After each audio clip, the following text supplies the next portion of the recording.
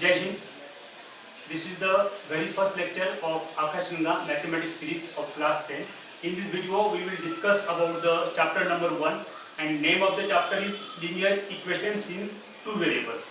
So before going in the deep of this chapter, I would like to give you the brief idea about the general form of the linear equation. So let us discuss about that. So see here, the general form of the linear equation is ax plus by plus c is equal to 0.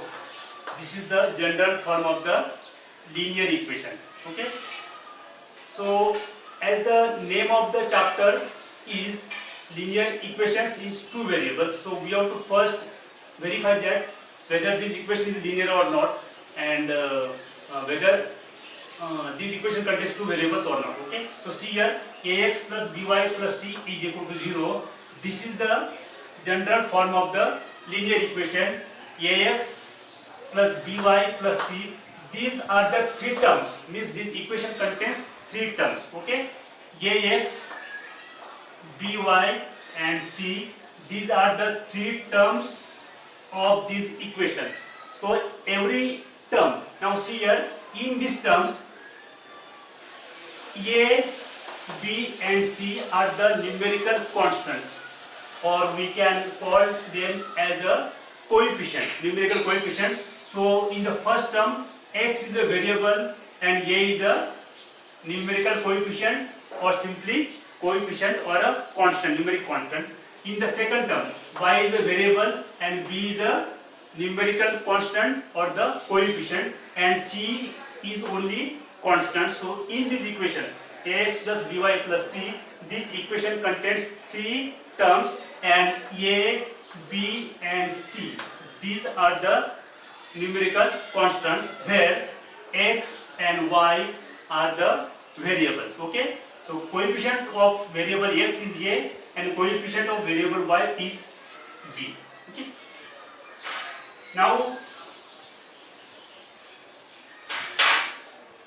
to declare or to verify the given equation is a linear equation in two variable or not, so we have first condition, that condition should be satisfied. First condition is that equation should contain two variables. So general form is ax plus by plus c is equal to 0. So in this equation, x and y, two variables are present in this equation.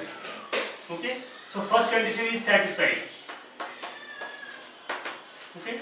Then second condition is that each term, the power or the maximum power of each term should be equal to 1. So first term is ax, second term is by.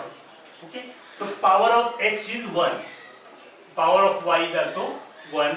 So as per the rules that we have to follow, the first term, the maximum power of the first term should be equal to 1. So a into x. A is a coefficient, x is a variable.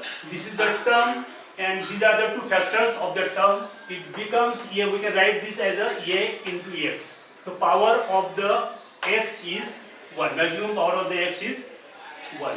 So again in this case, maximum power of the y is equal to 1. b into y, power of y is equal to 1. Okay.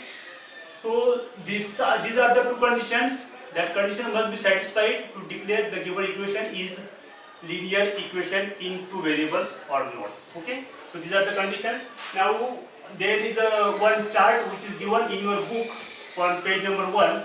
So let us verify, let us check the given equations are linear equations in two variables or not.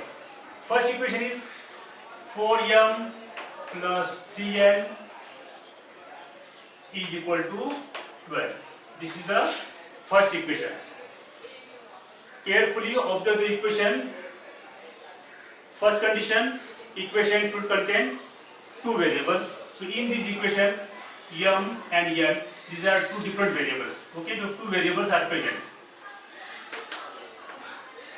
Second condition, the power, maximum power of each term should be equal to 1. So 4m becomes 4 into m, and 3n becomes 3 into n. So in this case, the power of m is 1. and here also power of n is 1. Okay, so first term, the maximum power of the first term is 1 and maximum power of the second term is also equal to 1. Okay, so we can say that this is the linear equation in two variables. Okay, so our answer is yes, which is already given in your book. First equation, answer of the first equation is equal to yes, means this is the linear equation in two variables. Second example,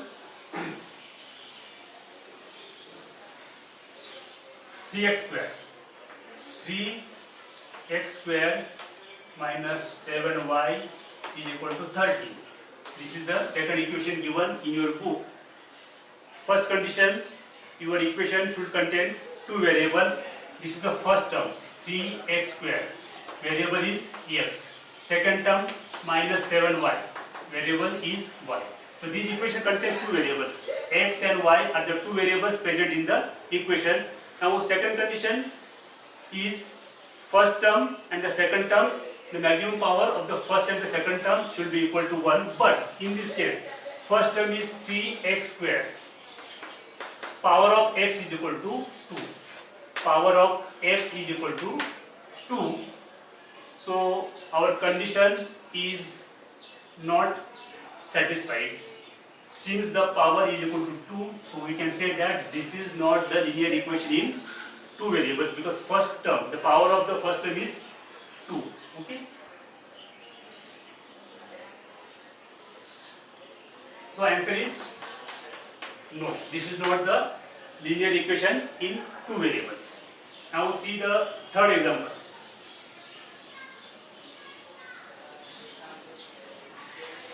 Root 2x minus root 5y is equal to 60. First condition, this is the first term, this is the second term. First term contains variable x and second term contains variable y. So this equation contains two variables. Now we have to verify the maximum power of each term. Okay, so root 2 into x, the power of x is equal to 1, and root 5 into y, power of y is equal to 1. So in both the terms, the maximum power of each term is equal to 1. So this is the linear equation in two variables. Our answer is yes. Now see the fourth example. 0x plus 6y minus 3 is equal to 0. Yes? 0x plus 6y minus 3 is equal to 0. So in this equation, this is the first term, this is the second term, this is the third term. So our first condition, just look at the first term, 0x. So in this equation, first term is given as 0x. We can explode this term as a 0 into x. We can write this in the form of multiplication sign. With the help of the multiplication sign, 0 into x. 0 and x are the two factors of this term. Okay. So in this case, the power of x is 1. But see here, 0 into x. When any number or any variable when multiplied by 0, answer is always 0.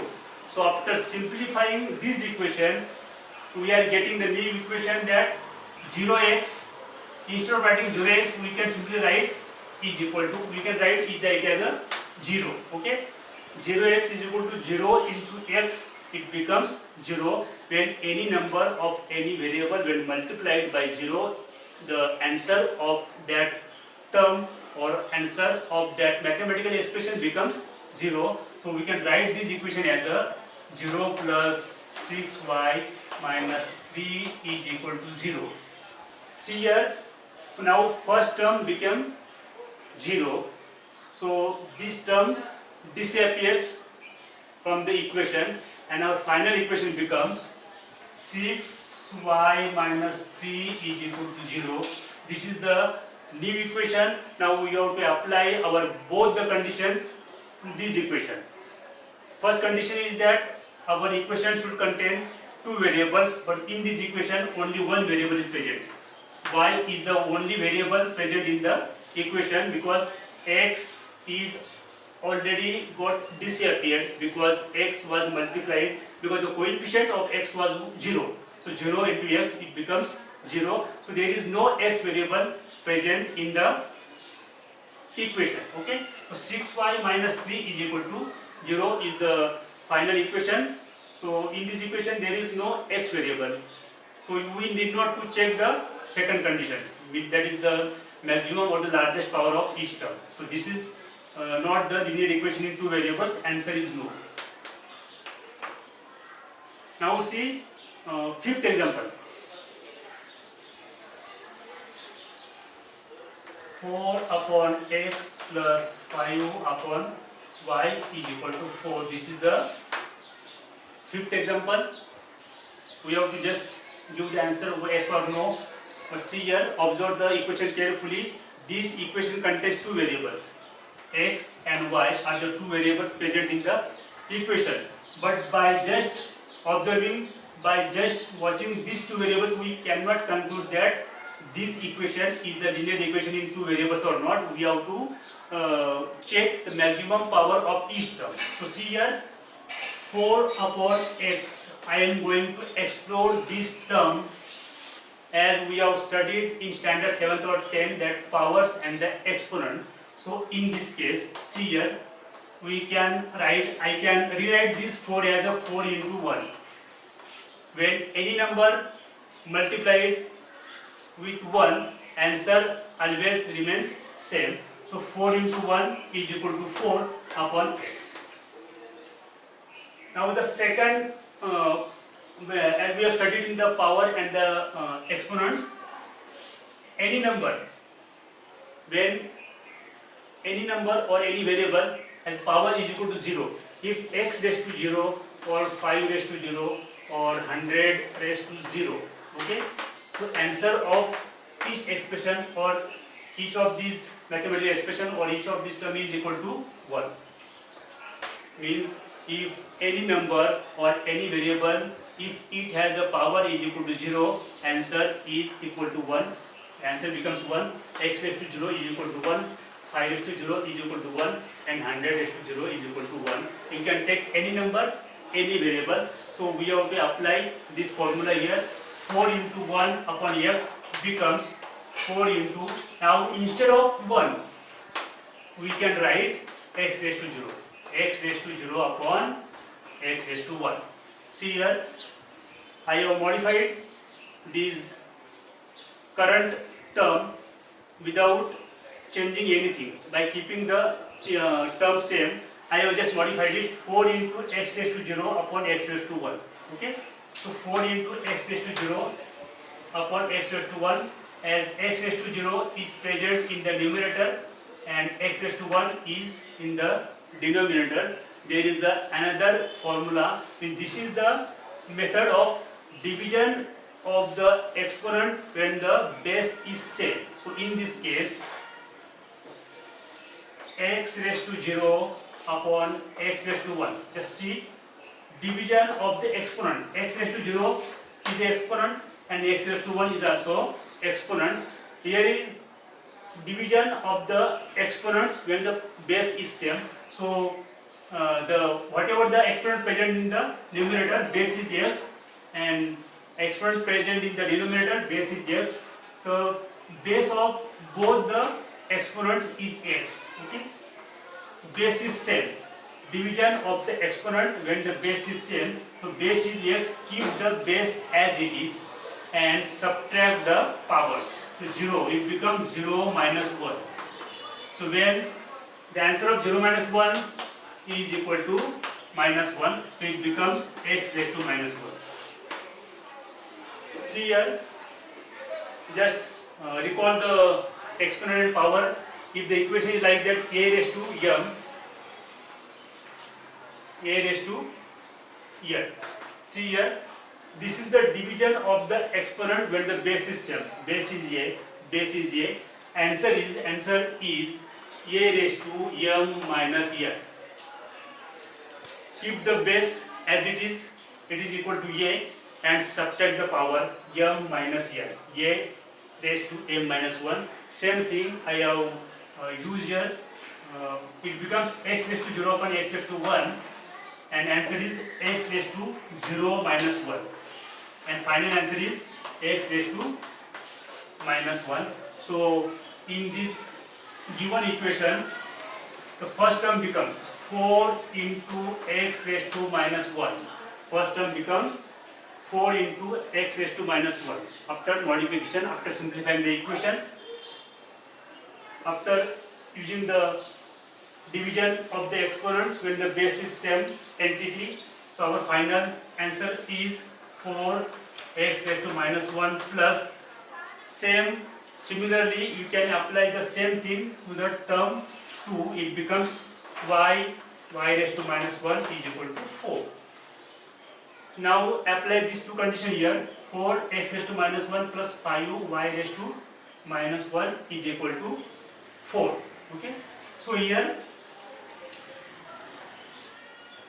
this equation contains two variables, x and y. Now we have to check the largest or the maximum power of each term. So in this case 4 into x raised to 1. So maximum power of this term is minus 1, and maximum power of the second term is also minus 1. And our condition is that largest or the maximum power of each term should be equal to 1. So this condition is not satisfied here. So we can say that this is not the linear equation in two variables. And the last equation is 4xy minus 5y minus 8 is equal to 0. So see here, this equation also contains three terms. First term is 4xy. This first term itself contains two variables, x and y. If I factorize these terms, it becomes 4 into x into y. So this is the first term. Second term is minus 5y is equal to minus 5 into y. So this equation contains two variables, x and y. But first condition is satisfied. But second condition is that, what is the second condition? The degree of maximum degree or maximum power of the term should be equal to 1. But first term, in the first term, 4 into x into y. X and y, both the variables are multiplied here.